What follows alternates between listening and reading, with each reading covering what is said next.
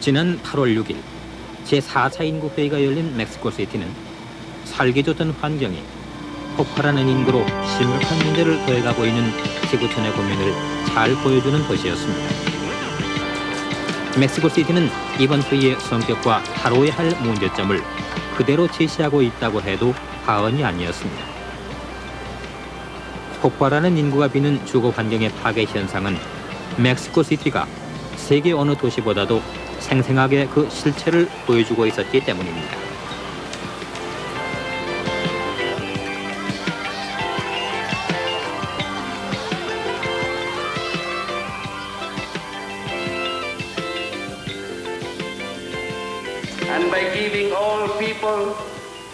우리의 목표는 다음 세기가 끝나기 전 가능한 한 빠른 시간 내에 세계 인구를 안정시키는 것입니다.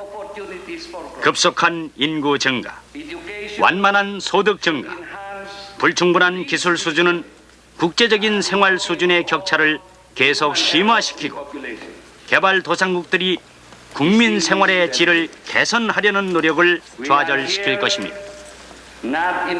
1985년에서 2000년 사이에 개발도상국 국민 소득이 5 내지 6%의 높은 성장률을 보인다고 해도 6억의 인구가 아직도 빈곤 속에 있게 됩니다. 우리는 이 같은 세계가 직면한 고민을 해결하기 위해 이 자리에 모였습니다. 우리가 찾는 대답은 쉽게 나오지 않을 것입니다. 그러나 우리는 계속 도전할 것입니다.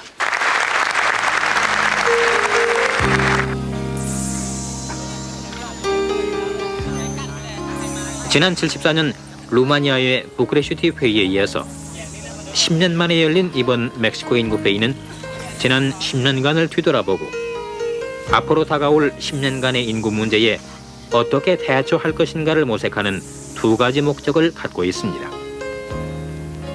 지난 10년간 세계 인구는 크게 증가했습니다.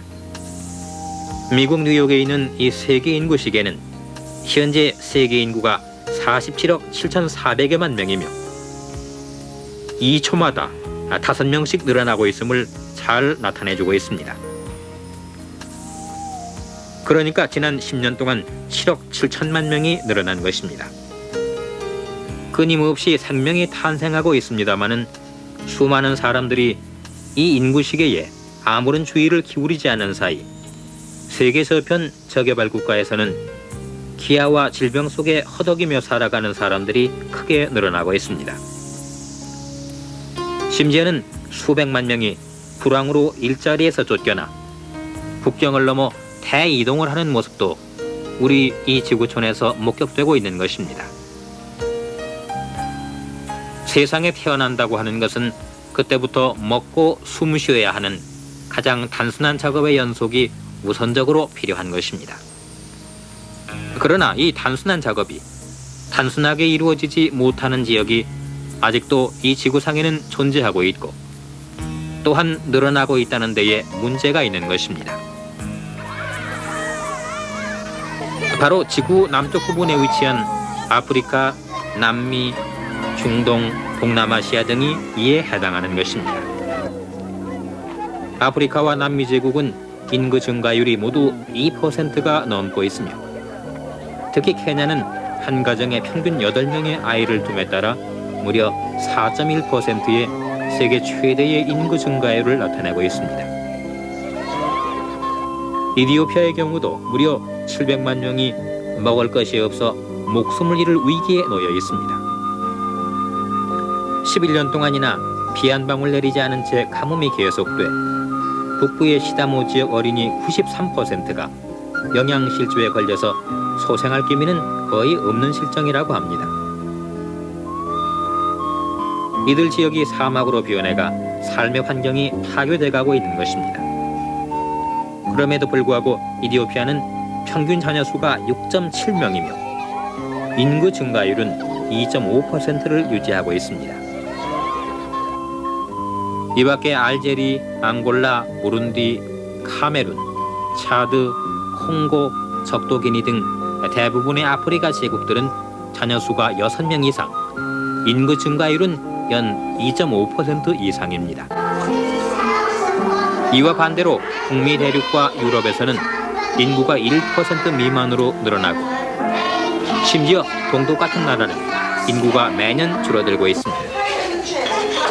이 같은 인구의 불균형은 남북 문제의 가장 큰 이슈입니다.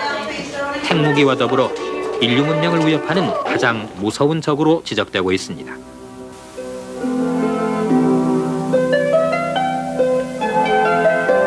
인구 문제의 심각성은 300년 전 영국의 경제학자 말사스가 인구론에서 이미 지적하고 있습니다. 말사스는 인구는 기하급수적으로 느는 데 반해서 식량은 산술급수적으로 늘어난다는 유명한 말을 남겼습니다. 말사스가 인구론을 기술할 때인 1650년의 세계 인구는 불과 5억에 지나지 않았습니다. 그러나 서기 1년에 2억 5천만이었다는 것을 상기해 본다면 말사스 시대의 인구는 무려 1600여 년 만에 2배가 된 것입니다. 말사스의 경고가 나온 뒤부터 그의 말대로 인구는 기하급수적으로 늘어나기 시작했습니다. 특히 개선된 생활 환경과 우수한 의약품의 개발로 1800년경에는 10억의 인구가 신세계와 후세계에 커져서 살고 있었습니다. 10억이 되는데 무려 400만 년이 걸렸습니다. 산업혁명 기간 중에 인구 증가는 더욱 가속화돼 다시 10억이 증가하는 데는 100년 정도가 걸렸습니다. 1930년에 20억이 된 것입니다. 다시 10억이 느는 데는 겨우 30년이 걸렸고 1960년에 30억이 됐습니다.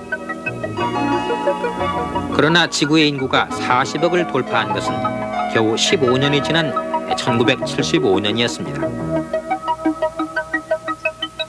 이런 추세대로 나간다면 2000년에 세계 인구가 60억이 될 것은 거의 틀림이 없습니다. 그리고 21세기 말에는 105억 선에서 세계 인구가 안정될 것으로 유엔은 내다보고 있습니다. 말사스는 당초에 인구를 줄이기 위한 예방적인 방법으로 결혼을 늦게 하고 금욕 생활을 해야 한다고 했습니다. 그러나 궁극적으로는 전쟁, 전염병 발생, 기아 등으로 해서 인구를 줄일 수밖에 없다고 밝힌 바 있습니다. 이런 비인간적인 수단에 반대하고 나선 신말사스주의자들은 인구 증가의 억제는 어디까지나 부부 생활을 통한 수태 조절 방법으로 이루어져야 한다고 주장했습니다. 이렇게 유럽은 17세기부터 인구 문제를 직시함으로써 현재의 인구 증가율 0.5%에서 0.7% 수준을 유지할 수 있었던 것입니다. 유럽이 인구 문제를 소비라는 경제적 측면에서 접근했다면 미국의 경우는 모자 복원과 여성 지위 향상 등 여권 신장과 함께 인구 문제가 제기됐다는 점에서 그 출발점이 달랐습니다. 미국의 한 간호원이었던 마가레트 생거 여사의 활동과 생애가 이를 잘 설명해 줍니다. 생거 여사는 1920년 미국의 임산부들이 원하지 않은 임신을 없애기 위한 노력을 하다가 숨지는 경우를 보고는 직접 인공유산을 해주기 시작했습니다. 이때 미국 법률은 인공유산을 금하고 있었기 때문에 생거 여사는 법의 심판을 받기도 했지만 결국 사회적 인정을 받으면서 이를 실천해 나아갔습니다. 이 같은 선구자들의 헌신적인 노력이 인구 폭발 문제를 세계에 심각하게 드러내게 했고 세계 각국은 가족계획 사업을 위한 세계기구를 창설하기에 이르게 됩니다. 그 하나가 바로 영국 런던에 있는 세계가족계획연맹입니다. You know that the IPPF is a world federation. Today it has got IPPF는 세계 연맹입니다. 현재 119개의 회원국을 가지고 있습니다. 따라서 IPPF의 정책과 프로그램은 이 모든 나라들을 대표하는 중앙심의회의 토론을 거친 결과이므로 아주 민주적으로 운영이 됩니다. 따라서 IPPF가 하려는 사업은 세계적인 합의를 거친 프로그램입니다. IPPF는 두 가지 주요 목표를 가지고 있는데 그 하나는 기본 인권으로서 가족 계획을 추진하는 것으로 이것이 IPPF의 중심 사업입니다. IPPF는 또한 인구와 자원 간의 균형이 잡혀야 한다고 믿고 있으며 이제 환경이라는 새로운 요인이 더 추가되었습니다. IPPF, 즉 세계 가족계획 연맹과 함께 세계 인구 문제를 주도하고 있는 UNFPA, 즉 UN 인구활동기금은 경제사회 산하에 있습니다. 이번 멕시코 세계인구회의가 바로 UNFPA가 주최한 회의인 것입니다. 첫 번째는 54년에 로마에서 열렸고 두 번째는 1965년에 벨그라드에서 열렸고 그리고 세 번째가 1914년에 부카레스트에서 열렸습니다. 근데 두 번째 열린 이 두 회의는 정부 간의 회의가 아니고 민간인들 전문가들이 모인 회의였었기 때문에 참가국 수도 70국에서 80개국 정도에 불과했었습니다. 그런데 세 번째 열린 그 부카레스트 회의 때에는 유엔 총회 결의에 의해서 정부 간 회의가 됐기 때문에 그때에는 136개국이 참석을 했고 또 우리 정부도 물론 당시에 보사부 차관을 수석대표로 하는 대표단을 파견했었습니다. 74년에 부카레스트 회의가 열려가지고 실천 강령을 채택한 후에 유엔에서는 그러면은 이 실천 강령이 어떻게 추진이 되고 있는가 하는 것을 검토해야 될 때가 오지 않았느냐 하는 움직임이 생겼습니다. 그래서 제일 처음에 이런 움직임이 생긴 게 79년에 경제사회이사회에서 앞으로 인구회의를 열린 후에 10년 후에 한번 평가를 해보자 하는 분위기가 생겼습니다. 이번 회의에서는 특히 인구 문제로 주목을 받고 있는 나라들의 인구 동태에 관한 보고가 눈길을 끌었습니다.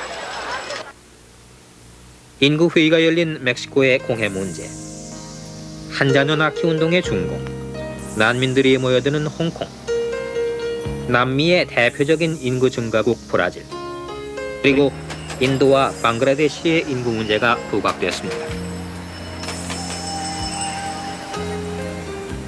1519년 스페인 정복자들이 바로 이 아즈텍 왕국의 수도에 도착했을 때만 하더라도 이 멕시코 시티는 분화구 속에 텍스코코 호수가 있는 아름다운 문명 도시였습니다. 스페인 정복자들은 이 도시를 세상에서 가장 아름다운 그리고 황홀한 도시라고 기록에 남겨두고 있습니다. 그로부터 460여 년이 지난 오늘 이 멕시코 시티는 1,700만 명의 인구를 가진 세계에서 두 번째로 큰 도시로 비대해졌으며 2000년에 가서는 2,600만 명으로 늘어날 것으로 전망됩니다. 이 같은 폭발적인 인구 증가로 멕시코 시티는 갖가지 심각한 문제점을 안게 됐고 특히 공해는 세계에서 가장 심한 도시로 낙인 찍혀 극단론자들은 멕시코 시티는 이제 회생할 수 없는 도시라고 선언하고 있습니다. 무엇이 멕시코 시티를 이렇게 변하게 했는가? 다시 한번 강조하지만 바로 폭발적으로 늘어나는 인구, 바로 사람 때문입니다.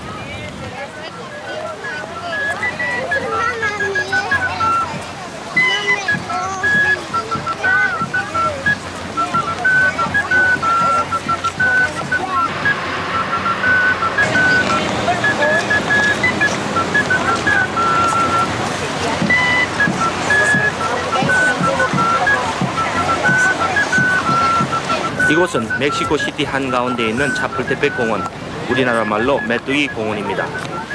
멕시코인들은 휴일이면 주로 이 공원에서 가족들과 한가한 시간을 보냅니다. 이 공원에서 본 멕시코인들의 자녀 수는 대체로 4명에서 5명, 많은 가족은 6명에서 7명까지 되기도 합니다. 60년대 초기의 우리나라 자녀 수와 비슷한 수준입니다.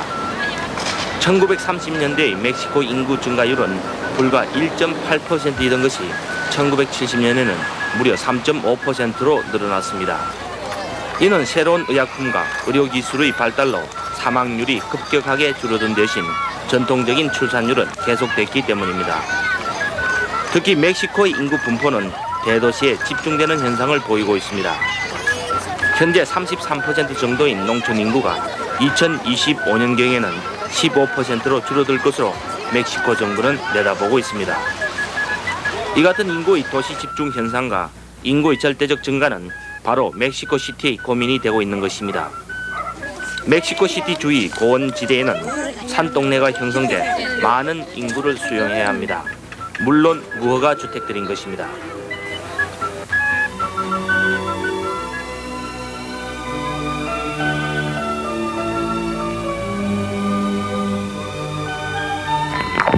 지금 자녀를 몇 명 두고 계십니까? Cinco. 그런데 한 명은 4명밖에 없지 않습니까? 한 명은 어디 갔습니까? Ahora está cuatro, ¿dónde está otro uno? Está dormido. Está durmiendo. Sí. Tiene apenas 4 meses. 이 4개월 돼서 지금 자고 있습니다. 네. 한번 데리고 나올 수 있겠습니까? Puede llevar aquí fuera. ¿Puedo qué, perdón? Puede llevar aquí fuera su bebé. Ah, sí. Aquí está. Muy guapo. 자녀를 더 낳을 계획이 있습니까? ¿Quiere tener más hijos? No, ya no. 이렇게 인구 증가율이 높은 이유는 멕시코 인구 정책의 기본이 개인과 가족의 완전한 자유를 존중하는 데서 출발하기 때문입니다. 이와 함께 천부적으로 낙천적인 멕시코 민족의 특성 때문이기도 합니다. 도무지 바쁘지 않고 항상 인생을 즐기려는 습성, 또한 국민의 95%가 캐톨릭 신자로 인공유산을 금지하고 있는 교리를 절대적으로 신봉하는 것도 인구 증가율이 높은 이유 중의 하나입니다. 이 중남미는 인구 약 4억이 넘는 사람들이 그들의 생활 배경이 흡사하고 또 특별히 언어가 공통된 사바나마를 사용하기 때문에 그들은 각 국가의 이름은 다를망정 상호간에 서로 결혼하고 서로 인연을 맺어도 조금도 부자연스러운 게 없는 그와 같은 단일 문화권에 속하고 있습니다. 특별히 이 지역에 이 천주교로 인한 영향이 많기 때문에 모든 사람들이 종래부터 인구 억제를 특별히 필요로 하지 않고 또 상당한 인구 성장률을 가지고 있었습니다. 멕시코 정부도 인구 문제와 사회 경제 개발과의 통합 운영을 위해 인구 문제 국가자문위원회를 범정부적으로 조직했으나 앞에서 지적한 여러 이유 때문에 큰 효과를 보지 못하고 있습니다. 멕시코의 가족 계획은 법령에 의거한 것입니다. 1973년 ಮೆಕ್ಸಿ코 헌법에는 국민이 원하는 수의 자녀를 결정할 권리가 포함되어 있습니다. 또 일반법에도 국민들에게 정보와 방법을 제공하는 조항이 또한 명문화되었습니다. 이런 프로그램은 보건소에서 통합하고 또 관장을 하고 있습니다. 이제까지 1976년에서 현재까지의 증가율 둔화는 3.6%에서 2.3%로 괄목할 만한 성과를 보였습니다. 늘어나는 인구가 빚은 가장 큰 문제는 바로 매연으로 인한 영구 스모그 현상입니다. 인구의 폭발적인 증가는 곧 차량의 폭발적 증가로 나타나 무려 300만 대의 차가 멕시코시티에서 운행되고 있습니다. 또 7,000대로 추산되는 디젤 버스도 매연의 주범이 되고 있습니다. 이 밖에 수도권 주위의 주택가와 함께 공존하는 13만 개의 공장 가동 등이 멕시코시티의 삶의 환경, 즉 공기 자체를 나쁘게 하는 요인으로 작용하는 것입니다. 차량과 공장에서 내뿜는 질소 산화물과 아황산 가스는 주위의 산이 겹쳐서 이동하지 않다가 햇빛과 반응해서 영구 스모그를 형성하게 됩니다. 특히 멕시코시티는 해발 2,500m, 즉 우리나라 백두산 높이에 자리하고 있어서 산소가 평지보다 30%가 부족합니다. 사람들도 산소 부족으로 호흡 곤란을 일으킬 정도인데 차량들도 부족한 산소 때문에 연료가 완전히 타지 않는 불완전 연소가 돼 배기가스는 평지보다 2배가량 됩니다. 문제를 더욱 악화시키고 있는 것은 차량 매연에 관한 규제가 전혀 없다는 것입니다. 이 또한 멕시코 정부의 국민에 대한 불간섭주의에 기인한 것이긴 하지만 굴러다닐 수 있는 모든 것은 매연과는 관계없이 질주하고 있습니다.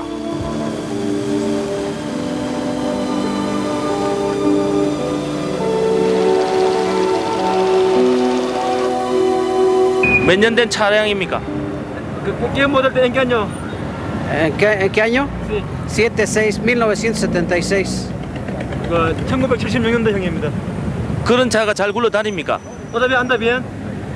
¿Que si anda bien el carro? ¿Anda bien todavía? Todavía está bien. 아직도 잘 다니고 있답니다. 사람이 많다 보니 쓰레기와 생활 하수도 엄청나게 생겨납니다. 멕시코 시티에서는 하루 14,000톤의 쓰레기가 나오는데 이 가운데 8,000톤만 처리되고 나머지는 토지 매립에 사용되거나 아니면 그대로 방치되고 있습니다. 지금 보시는 곳은 말라버린 텍스코코 호수가 쓰레기 하치장으로 변해 있는 모습입니다. 멕시코 박물관에는 원래 텍스코코 호수의 아름다운 모습을 그려놓고 있습니다만은 당시의 그림 같은 모습은 현재 찾아볼 수 없습니다. 또 산 꼭대기까지 무허가 주택들이 들어서는 바람에 상하수도 시설이 제대로 갖춰지지 않고 있습니다. 차량 매연으로 인한 대기오염과 수질오염 등 환경오염으로 1년에 3만 명의 어린이가 호흡기와 위장계통 질환으로 숨지고 기타 오염으로 10만 명씩 숨지고 있습니다.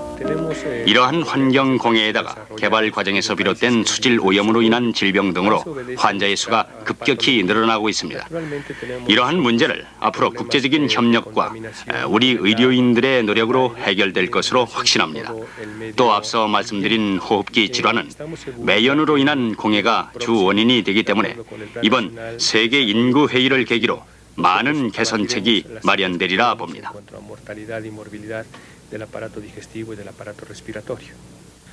이 같은 환경 오염을 막기 위해 멕시코 정부도 법령과 제도를 마련하고 있지만 제대로 지켜지지 않고 있습니다. 특히 매연을 내뿜는 서민용 디젤 버스는 거의 수리를 하지 않은 채 운행되고 있고 더욱 이상한 것은 버스 요금이 지난 20년간 한 번도 인상되지 않았고 요금 자체도 상상할 수 없을 정도로 저렴했습니다. ¿Cuánto cuesta pasaje? 3 pesos. 네, 3페소라고 합니다. 우리나라 돈으로 약 12원 정도 됩니다.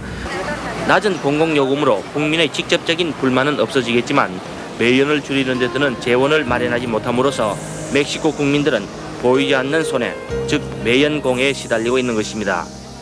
인구 폭발은 또 실업률을 높이고 있습니다. 거리를 거닐다 보면 우두커니 앉아있는 사람을 많이 볼 수 있습니다. 공식적으로 멕시코 실업률은 12%입니다만은 불완전 고용까지 합치면 40% 이상이 된다는 통계입니다. 교통신호대 근처에서 불을 뿜는 연기를 보이면서 손을 내미는 자칭 불의 사나이, 지하도 입구에서 바이올린을 켜고 동정을 구하는 노인. 그럼에도 불구하고 멕시코 인구는 계속 폭발적으로 증가하고 있습니다. 풍부한 자원, 따뜻한 기후는 삶에 있어서 진취적이기보다는 낙천적 기질을 배태시켰습니다. 새벽까지 계속되는 멕시코 사람들의 술집과 음식점의 떠들썩한 소리가 이들의 기질을 잘 나타내고 있습니다만은 빈부의 격차가 심한 풍토 속에서도 보다 나은 생활을 위한 몸부림이 시민들 사이에서 나타나고 있었습니다.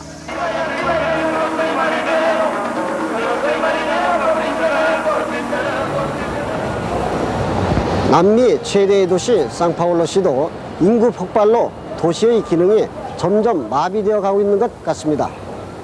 상파울루시의 인구는 과거 10년 동안 무려 45%의 증가를 계속했습니다. 지금 같은 추세로 간다면 서기 2000년에는 800만의 인구가 2,500만 명으로 늘어나서 세계에서 두 번째로 큰 도시가 될 전망인 것입니다. 최근 조사에 따르면 800만의 상파울루 시민 가운데 실업자가 150만 명에 이르고 있고 잠재 실업자가 250만 명으로 추산된다고 하니까 상파울루 시민의 반은 제대로 먹고 살지 못하고 있는 시점입니다. 생활고 때문에 상파울루의 어린이 보호소는 초만원을 이루고 있습니다. 낳기는 했지만 키울 능력이 없는 부모들은 어린이를 시청에서 경영하는 무료 보호소에 맡기거나 아니면 그대로 길에다 버리는 사례가 점점 늘어나고 있습니다. 또한 유아 사망률도 세계에서 제일 높아서 1000명의 신생아 가운데 120명은 채 한 살이 되기도 전에 사망하고 있다는 것입니다. 상파울루의 인구 폭발은 또한 극심한 주택난을 가져오고 있습니다. Esse número morando em cortiços, que são casas velhas. 현재 약 100만 명이나 되는 사람들이 빈민촌에 살고 있습니다.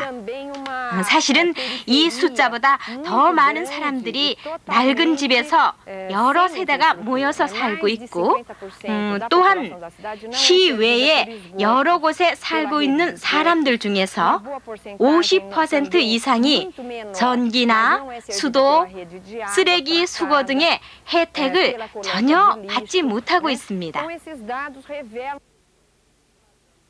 브라질도 이제 산화 제한 문제를 신중히 검토하고 있는 것 같습니다. 휴게에도 대통령은 이미 연방의회에 가족계획의 필요성을 호소했으며 지난 5월에는 보건성이 이에 대한 구체적인 계획을 대통령에게 보고했습니다. 어떻든 이제 브라질도 인구 증가의 심각성을 인식하고 가족계획을 국가적 차원에서 실시하는 나라가 될 것 같습니다. 날로 심각해지는 인구 과밀 현상과 식량 부족 문제를 해결하기 위해서 70년대 후반부터 엄격한 한 자녀 정책을 추진해온 중공은 현재 인구 구성면에 있어서 증가형에서 안정형으로의 과도기에 들어서고 있습니다. 지난 82년 7월에 실시된 인구 센서스 결과 중공의 인구는 약 10억 800만 명으로 밝혀졌으며 84년 현재 인구는 약 10억 5천만 명에 달하는 것으로 추산되고 있습니다. 이는 세계 인구의 4분의 1에 육박하는 엄청난 숫자일 뿐만 아니라 가용 면적에 대한 인구수로 볼 때도 적정 수준인 7억을 훨씬 넘어서는 것입니다. 4개 현대화 계획의 조기 실현을 꾀하고 있는 중공으로서는 그래서 인구 문제의 해결이 당면한 중요 국책이며 전략적 과제로까지 인식되고 있습니다. 중공은 건국 후 지난 70년대 초까지만 해도 인구 문제에 대해서 별로 심각하게 생각하지 않았던 탓으로 60년대 중반까지 인구는 대체로 매해 2.5% 이상의 높은 증가율을 보였으며 문화혁명의 혼란기인 66년에서 69년 사이에는 인구 증가율이 최고 3.4%에 달하기도 했습니다. 지금 중공의 인구 정책은 인구 증가율에 있어서 내년까지 연 1.3%를 목표로 하고 있으며 오는 86년부터 90년 사이에는 인구 증가율을 연 1.1%로 묶는 것입니다. 그래서 오는 2000년까지 인구를 12억으로 억제한다는 것입니다. 중공은 이를 위해서 한 자녀만 둔 가정에 대해서는 입학과 취업에 대한 우선권을 보장해 준다거나 무료 특별 의료 혜택을 부여하는 등 인구 억제 정책의 실효를 거두기 위한 각종 방안을 마련하고 있습니다. 그러나 엄격한 한 자녀 정책의 추진에도 불구하고 중공 전체의 인구의 80%가 살고 있는 농촌에서는 최근 등소평의 실용주의 정책에 따른 생산 책임제의 도입 이후에 출생률 상승이 현저해져서 계획 출산에 큰 차질을 빚고 있습니다.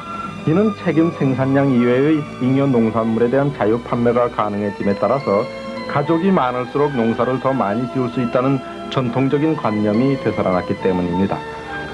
더욱이 남아 선호관이 강한 중공에서의 한자녀 정책은 여아 살해와 영아 유기 사건 등의 부작용도 낳고 있을 뿐 아니라 노후 보장 제도가 확립되지 않은 상태에서의 이 정책은 한 부부가 장차 친가와 친정의 4명의 노부모를 부양해야 한다는 문제점도 파생시키고 있는 등 시행상 많은 어려움을 노출시키고 있습니다.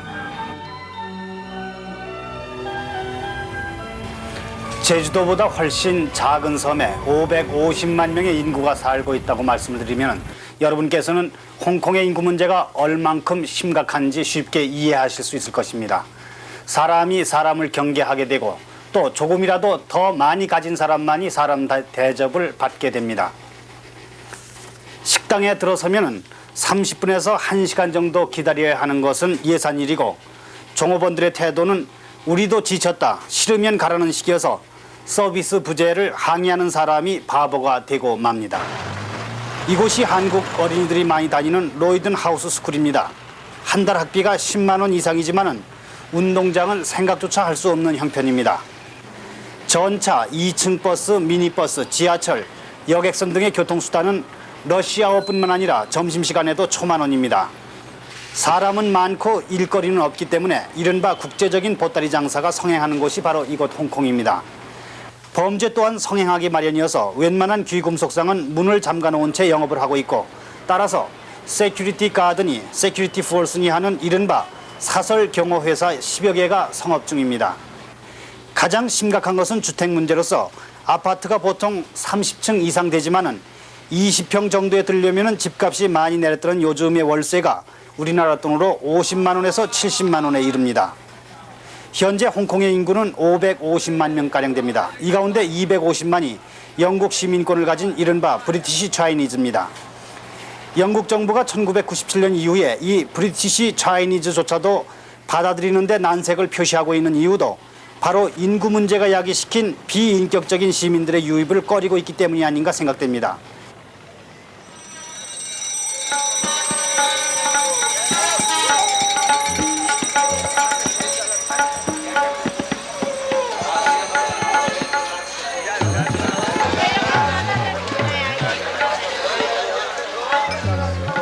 인도는 그 세계 최초로 1952년에 가족계획 사업을 정부 사업으로 채택한 걸로 알고 있는데 현재 인도의 인구 문제는 어느 정도로 심각합니까? Well, it's a very interesting question, Mr. Fong. You are asking me. It is true that we were the first country. 예, 아주 재미있는 질문이십니다. 사실 인도는 어느 나라보다도 인구 억제가 발전의 본질적 요소라고 생각해야 할 나라입니다. 발전은 인구 억제에 직접적인 영향을 받고 있어서 우리는 이런 견지에서 1952년 가족계획 사업을 시작했죠. 이제 이 문제를 세계의 거의 모든 나라들이 함께 인식하게 돼서 정말 기쁩니다. 이제 모두가 인구와 발전은 아주 밀접하게 연결되어 있다고 믿고 있죠. 가족계획 사업을 통한 인구 억제 시책에 있어서 가장 장애가 되는 요인은 무엇입니까? Well, as you know, India is a very large country. It is almost the size of a subcontinent. Its population is now more than 730. 아시다시피 인도는 아대륙을 거의 차지하는 큰 나라입니다. 인도의 인구는 7억 3천만이 넘죠. 세계 인구의 약 15%를 차지합니다. 인도는 아주 다양성을 가진 나라로서 종교도 많습니다. 힌두교, 이슬람교, 기독교, 불교, 조라스트교, 무슨 종교든지 다 있죠. 유대교도 있습니다. 인도는 33개의 행정구역으로 나뉘어져 있으며 17개의 언어가 사용되고 의회 민주정치를 시행하고 있고 또 매년 5년마다 총선거가 실시되며 주마다 자체적으로 선거가 있습니다. 21세 이상의 모든 국민은 투표권을 행사합니다. 이러한 모든 다양성과 의회 정치로 해서 진보의 한계가 생기고 국민들에게 강요할 수가 없습니다. 우리는 국민들을 교육시켜서 그들이 필요를 느끼게 해야 합니다. 그리고 동시에 아직도 여성의 50%가 문맹일 정도로 높은 문맹률 등이 우리가 당면한 장애들입니다.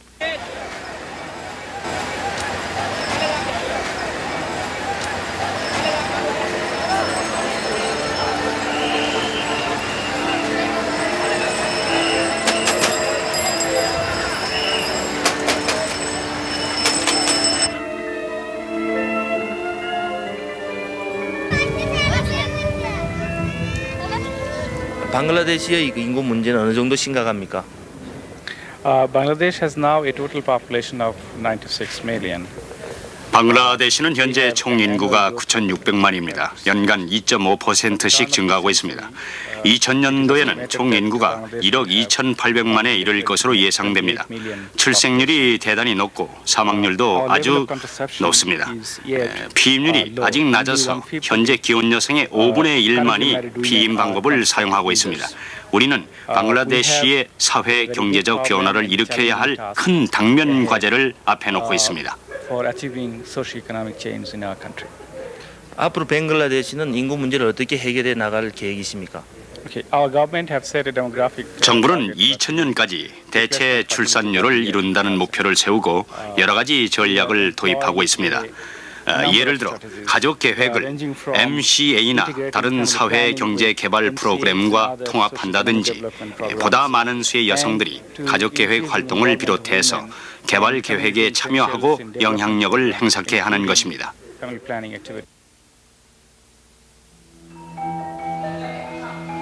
이와는 반대로 인구가 주로 고민하는 나라, 그 대표적인 국가들은 대부분 선진국으로 통칭되는 유럽 제국들입니다. 멕시코에서 열리고 있는 세계 인구 회의와 때를 같이 해서 지금 유럽에서도 당면한 세계 인구 문제가 큰 관심의 대상이 되고 있습니다. 그러나 인구 문제에 관한 한 우리의 고민과 프랑스의 고민은 너무 차이가 있는 것 같습니다. 프랑스 인구 정책은 한마디로 얘기해서 줄어드는 인구를 어떻게 하면 늘려나가느냐 하는데 기본 목표를 두고 있습니다. 2차 대전 종전 이후에 한때 불어닥친 베이비 붐 때문에 1950년대만 해도 프랑스 인구가 크게 늘어나는 추세를 보였지만 지난 12년 동안 프랑스의 인구 추세는 사망자 수가 출생자 수를 웃돌아서 인구가 점점 주는 현상을 나타내고 있습니다.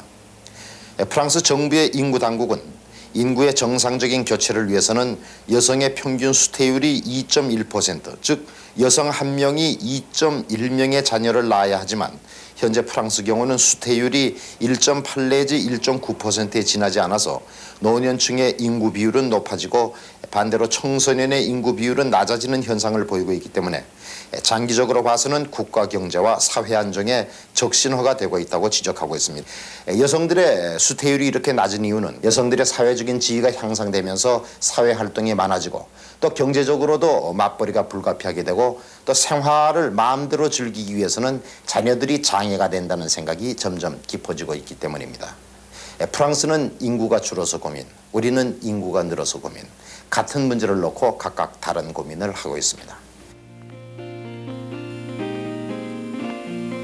미국은 풍부한 자원으로 세계 제1의 국가이면서도 인구 억제를 위한 불임 시술자가 많은 나라입니다. 미국 가족계획 사업의 역사는 지금부터 68년 전인 1916년으로 거슬러 올라갑니다. 1916년 10월에 간호원인 마가렛 생어 여사가 미국에서 처음으로 이 가족계획 사업을 시작했습니다.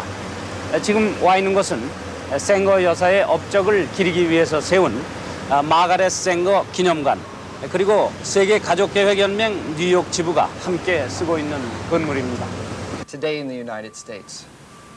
오늘날 미국 여성들은 비매 혜택을 받을 수 있기 때문에 합법적인 낙태를 하고 있는 셈이죠.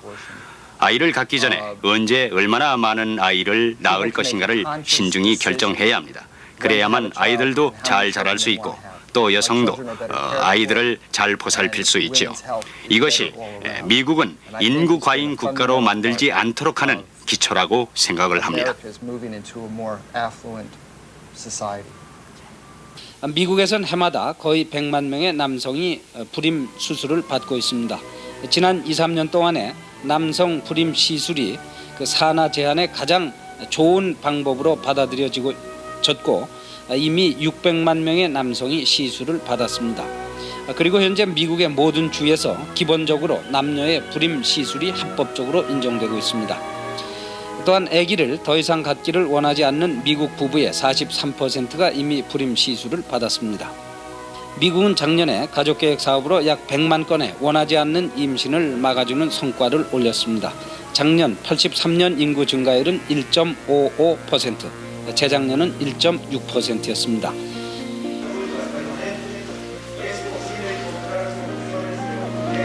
국가마다 나름대로 안고 있는 인구 문제를 해결하기 위한 각국의 노력을 결집하려는 세계인구회의는 폐막식에 이어서 본격적인 토의에 들어갔습니다. 이번 토의 과정에서 가장 큰 기원하는 선진국과 개도국의 입장이 탁트였다는 사실입니다. 74년에 루마니아의 뷰카레스트에서 열린 세계인구 대회인데 그때는 정부 차원으로서 각 세계 각국의 정부가 대표를 선정을 해가지고 대거 참여한 그런 회의였습니다. 이번 회의에 와 보니까 참여한 그 세계 각국의 대표자의 수도 뷰카레스트 회의 때보다는 훨씬 늘어났는데 10년 전하고 조금 반대 현상을 제가 발견한 것은 그때는 후진국들이 경제 발전, 사회 발전 혹은 경제 질서 이런 문제를 가지고 다뤘는데 선진국이 오히려 그때는 또 가족계획의 중요성을 아주 강조를 했는데 이번엔 정반대로 오히려 선진국 특히 미국 측에서 경제 발전이라든지 혹은 사회 발전 이것이 중요하고 가족 계획에 대해서는 별로 강조하지 않는 반면에 오히려 후진국들이 즉 개발도상국들이 이 가족 계획의 중요성을 극히 아주 강력하게 중요하다고 주장하는 그런 현상을 발견했습니다. 우리나라의 경우 개발도상국에서 주장했던 내용은 오래전부터 실제해왔고 따라서 다른 나라보다 일찍 인구 문제에 적극 대처했다는 사실이 이번 회의에서 확인됐습니다. 이 같은 우리나라의 실적이 각국 대표와 국제기구 대표들이 기조연설에서 자주 거론함으로써 한국이 인구업계 사업에서 성공한 국가로 자주 언급됐습니다. The Republic of Korea provides the example, really, of the kind of policies that other countries should follow.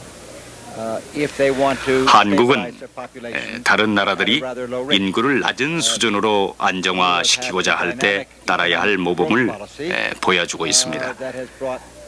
한국은 전 국민의 소득 수준을 높이는 강력한 경제 개발 정책을 펴왔고 또 둘째로 건강 교육, 1950년대 초에 농지 개혁 등 빈곤 계층의 소득 증대를 위한 프로그램, 1970년대의 농촌 사업 등 특별한 프로그램들을 시행하고 있습니다. 셋째로 가족계획 사업도 적극적으로 추진되고 있습니다. 이 세 가지, 활발한 경제 성장, 빈곤 계층의 건강, 교육, 복지를 위한 특별 프로그램들, 가족계획 사업 등이 한데 합쳐져서 한국의 좋은 성과를 가져왔습니다.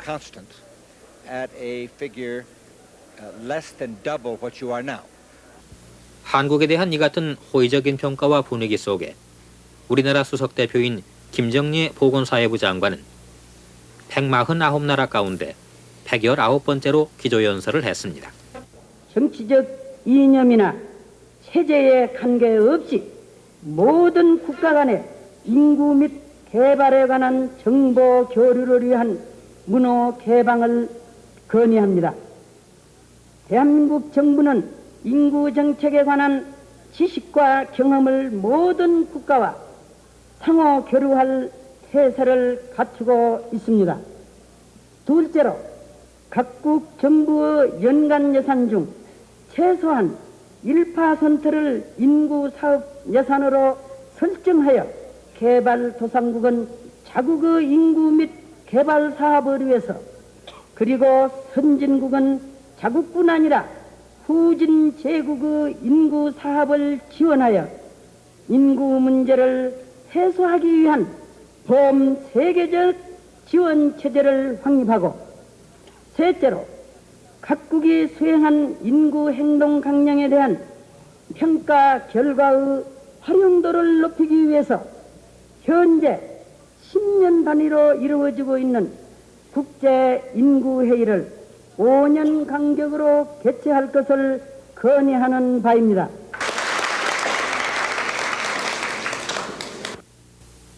오후 늦은 시간인데도 많은 대표들이 자리를 떠나지 않았고 연설이 끝나자 박수로서 우리나라가 제안한 세 가지 항목을 환영했습니다. 방글라데시 대표로서 한국 대표단의 제안을 지지하는 바입니다. 특히 정치 이념과 무관하게 정보와 경험을 교류하자는 제안에 대해서 정보와 경험의 교환은 특히 동남아 국가들에게 상호 간의 혜택을 줄 중요한 일입니다. 국가 예산의 1%씩을 가족계획 사업에 할당하자는 제안은 한국의 경우에는 적합하겠지만 문제의 정도에 따라서 1% 이상의 할당을 필요로 하는 나라들도 있을 것입니다. 방글라데시는 현재 거의 국가 예산의 3%가량을 쓰고 있는데 우리나라는 매년 늘려갈 생각입니다.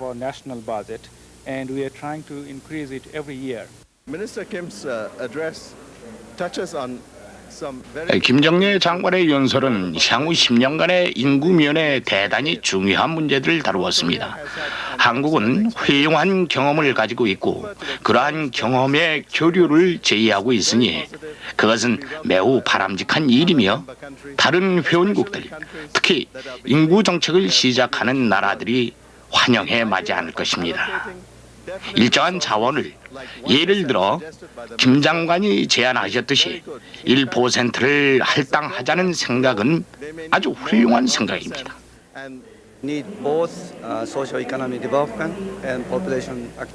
우리는 사회 경제적 발전과 인구 활동이 함께 필요합니다. 한국의 경험은 다른 개발도상국들이 따를 모범입니다. 한국은 상당한 사회 경제적 발전을 이룩하면서 아주 효율적인 인구 프로그램을 추진했습니다.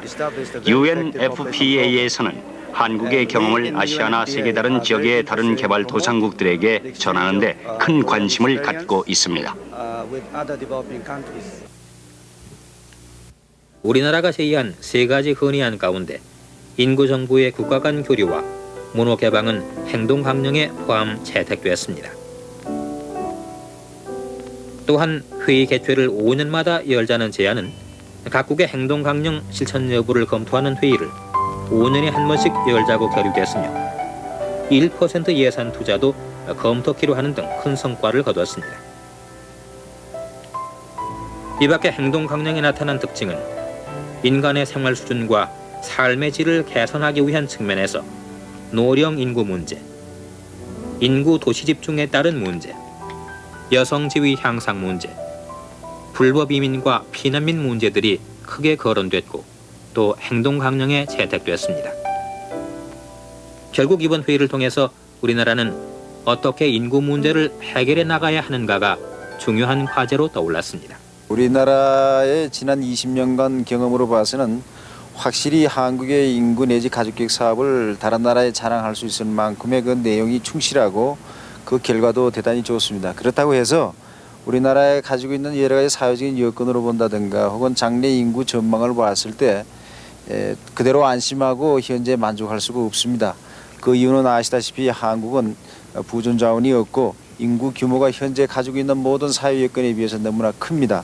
따라서 앞으로 우리에게 목표는 가까운 시일 내에 좀 더 빨리 인구가 안정할 수 있는 소위 이야기해서 인구 정지 시기를 우리가 바라고 있는 입장이기 때문에 모든 수단, 모든 방법을 우리가 가능한 범위 내에서 강화하고 또 빨리 그런 수단을 우리가 적응해 나가서 인구 사업에 대해서 내용적으로만 성공하는 것이 아니라 장기 목표에 있어서도 우리가 안정될 수 있는 방법을 택해줘야 합니다. 정부 내지 당국에서는 사회지원 정책을 강화해가지고 다시 말하면은 가족교육 문제로 들어갑니다만은 애기 적게 가지고 혹은 또 모든 그 문제에 있어서 소가족 규범에 있어가지고서나 모든 복지를 주는 이런 그 사회지원 정책을 강화하는 것이 첩경이 아닌가 또 이렇게 생각하면서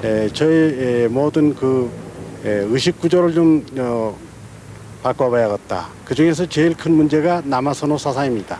남아선호 사상에 대한 여러 가지 개혁은 여성의 지위 행상 또 거기에 대한 여러 가지 가족법의 뒷받침 등등으로 해서 이걸 강화해야 나간다. 이렇게 생각하고 있습니다. 우리가 지금 한 자녀만 해도 삼천리가 만원이다 하는 그런 얘기가 있는데 한 자녀가 살아남는다는 보장이 없이는 가족계획이 앞으로 성공적으로 이루어지리라고는 생각지 않습니다. 그렇기 때문에 우리가 앞으로 가족계획 사업, 인구 사업을 효과적으로 추진하기 위해서는 우선 모자보건 사업의 강화와 더불어 적어도 1차 보건의료 사업이 모든 국민에게 형평하게 돌아갈 수 있는 정부의 적극적인 그 정책이 아울러 집행돼야 된다고 그렇게 생각을 합니다. 그와 더불어서 생각할 수 있는 것은 여성이 사회 경제적 활동에 적극적으로 참여할 수 있는 법적, 사회적, 그 행정적 지원이 함께 뒤따라야 된다고 그렇게 생각을 합니다. 김정래 보건사회부 장관은 우리나라 인구 정책은 앞으로 인구 사업을 위한 조직을 확대하고 소자녀관 확립을 위한 사회 지원 사업을 마련해야겠다고 밝혔습니다.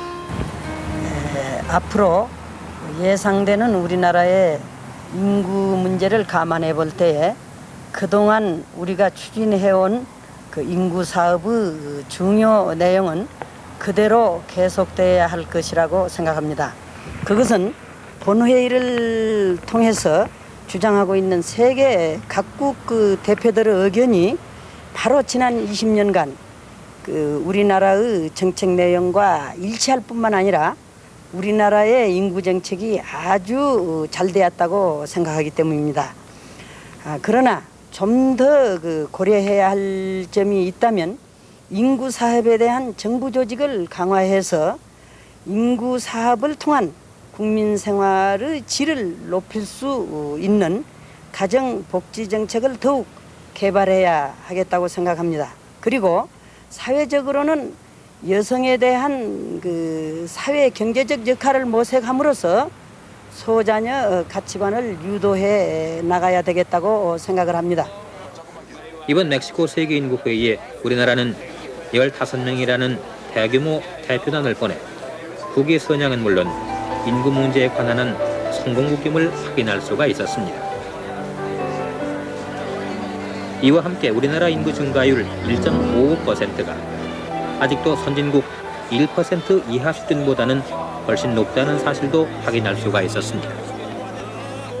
따라서 인구에 관한 한 선진국 수준인 1% 이하로 증가율을 줄여야 한다는 당위성을 깨닫지 않을 수가 없었습니다. 그러기 위해 현재의 가족계획 사업은 기본적으로 강화돼야 한다는 확신을 갖게 되었습니다. 세계적으로 극동지역에 치우쳐 있는 남아 선호 사상을 우리나라에서 뿌리뽑기 위해 상대적으로 여성의 사회적 지위를 향상시켜야 하겠다는 결론을 얻었습니다. 그러기 위해서 여성 지위를 약화시키는 각종 제도와 법령, 상속법, 가족법, 여성 차별의식 등을 불식시켜야 된다는 사실을 절실히 느끼지 않을 수가 없었습니다. 또한 소자녀관을 정착시키기 위해 자녀 수가 적은 가정에 대해 사회적인 보상도 해주고 그렇지 않을 경우 규제를 하는 보상과 규제 정책을 엄격히 시행해야 할 것입니다. 이와 함께 국민들의 의식도 일신해서 인구 증가 억제 없이는 경제 성장도 바랄 수 없다는 사실을 철저하게 인식할 필요가 있습니다. 우리나라도 선진국 대열에 한 발 앞서 진입하기 위해서 인구 증가율 1.55%라는 현재 수준을 1% 이하, 즉 한 가정에 2자녀, 아니 한 자녀만 가져도 만족하는 수준을 80년대에는 기필코 이룩해야 한다는 결론을 이번 회의를 통해 얻을 수가 있었습니다. 이것이 바로 이번 멕시코시티에서 얻은 우리의 최대의 수확이었습니다. 인구 문제에 있어 세계의 고민은 바로 우리의 고민이었습니다.